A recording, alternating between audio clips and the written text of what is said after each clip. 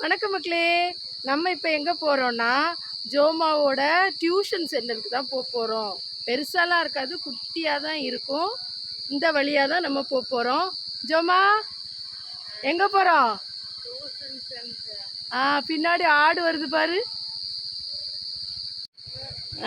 ஆடு பாரு. இந்த ஆடு போகிற வழியில் தான் நம்மளும் போகணும். பேசிகிட்டே போகலாம் வாங்க. இப்போ ஒரு 10 மாதமாக எபியை வந்து நாங்கள் ஸ்கூலுக்கு அனுப்புறதில்ல. எங்களுக்கும் ஆசை தான் எல்லா பிள்ளைகளை போல் இவனையும் ஸ்கூலுக்கு அனுப்ப. என்ன பண்ணுறது, தம்பியால் நடக்க முடியாது இல்லையா? அதோட இன்னும் அவனுக்கு வயதுக்கேற்ற மன வளர்ச்சியும் இல்லை.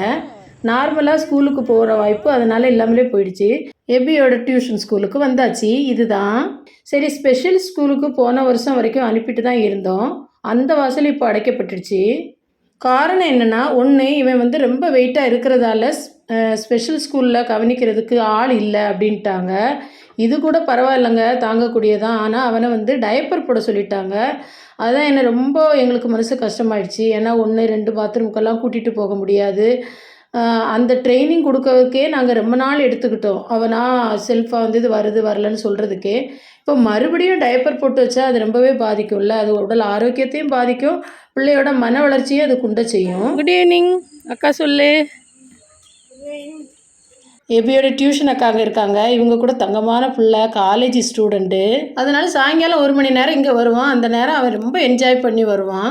மழைனா அதுவும் வர முடியாமல் போயிடும். இது தவிர மாதத்துக்கு 2-3 தடவை கவர்மெண்ட்டில் இருந்தே டீச்சர்ஸ் வீட்டுக்கு வந்து எபிக்கு வந்து கிளாஸ் எடுப்பாங்க. இது வந்து SSA அனைவருக்கும் கல்வி திட்டத்தின் கீழே வருது. ஃபிசியோதெரப்பி கூட வருவாங்க. இதை பற்றி யாருக்காவது இது மாதிரி உள்ள குழந்தைங்களுக்கு டீட்டெயில்ஸ் வேணும்னா கண்டிப்பாக வர நாட்களில் நான் வீடியோ போடுறேன். ரொம்பவே யூஸ்ஃபுல்லாக இருக்கும். இது ஃப்ரீ தான். அடுத்தவரை ஈர்ப்பதற்காகவும் அடுத்தவரின் எண்ணங்களுக்காகவும் இங்கே பலரின் வாழ்க்கை நகருது. நாம தான் வாழணுங்க. சோகங்களும் வலிகளும் எல்லா வாழ்க்கையிலுமே உண்டு. அதை மறந்து வாழணுமே தவிர மறைத்து வாழவே கூடாது. எபி அப்பாவுக்கு அவனை நல்லா உட்கார வச்சாதான் திருப்தியாக இருப்பாங்க. 2-3 தடவைன்னு தூக்கி தூக்கி வைப்பாங்கங்க. ரொம்ப கை வலிக்குன்னு சொல்லுவாங்க. எனக்கே பாவமாக இருக்கும். நான் டெய்லியெல்லாம் வரமாட்டேன். இவங்க தான் டெய்லி கூட்டிகிட்டு வருவாங்க.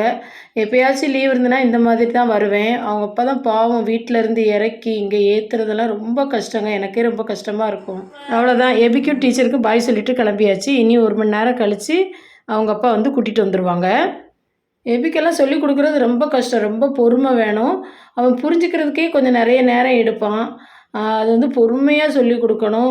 ஒன்றையே சொல்லிக் கொடுக்கறதுக்கு 1 வாரம் ஆகிடும். ஓகே மக்களே, வீடியோ பிடிச்சா கண்டிப்பாக லைக் பண்ணுங்கள். சப்ஸ்கிரைப் பண்ணாதவங்க பண்ணிவிடுங்க. நாங்களும் கிளம்புறோம். மீண்டும் சந்திப்போம். அதுவரை நாம் எப்போதும் நல்லது நினைப்போம், நல்லது நடக்கும்.